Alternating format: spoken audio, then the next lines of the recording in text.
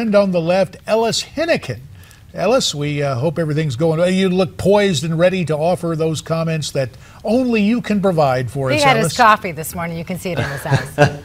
How are you, pal? No cigar from New York, I promise you. No cigars in here. Well, and there's not a smoke-filled room in Washington. Well, let me amend this. Okay. Across the Potomac in Maryland, at that big Gaylord Center, the same guys who built Opryland built the big hotel where CPAC is going on.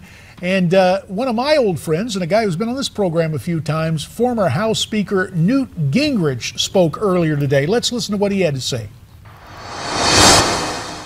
We need fundamental congressional hearings about the nature of the threat going to the very core. And when people say to me, what about ISIS, or what about this, I tell them, when you ask that question, it's like asking me as a historian about Guadalcanal rather than World War II.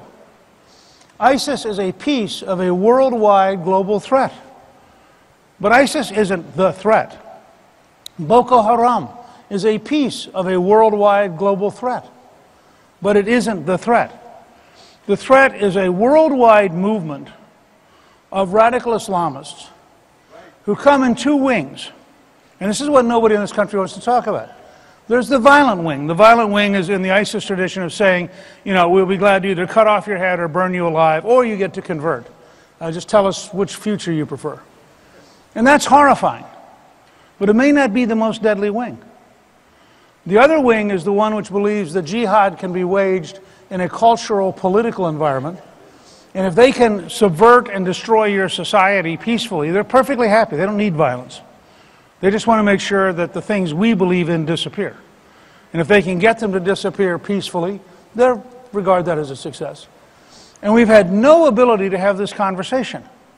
So I want to start by pointing out that this is a real war. If somebody says to me that they want to cut off my head, I would like to kill them first to minimize the risk of losing my head. This is not the modern post-America Obama-Kerry worldview.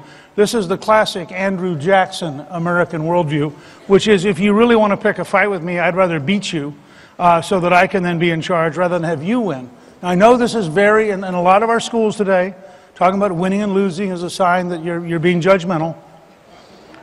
But candidly, when I look at a place like ISIS or Boko Haram, you are absolutely correct to say, I think America should win and they should lose, and there should be no question about our goal. I really am worried that our news media is incapable of distinguishing trivia from national security.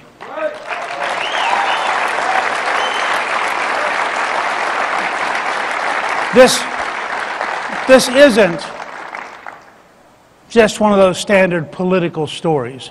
This isn't just gotcha. This is a mortal threat to the freedom of the United States, the integrity of the American system, our capacity to protect ourselves, our ability to have an honest conversation. And I think the Congress has to rise to the challenge and has to have hearings that are tough-minded, real, put people under oath, give us the information we need, and then rewrite the laws to do whatever it takes to protect America from those who would destroy us. I think the most important constitutional amendment, even though it's often misinterpreted, is the First Amendment. I think there's a reason Madison put it first. Congress shall make no law that abridges either speech or religion. Yes! And when I see the government routinely now interfering, I am really bothered. And I think, by the way, this effort by the left to take over the internet is really dangerous and is really bureaucratic.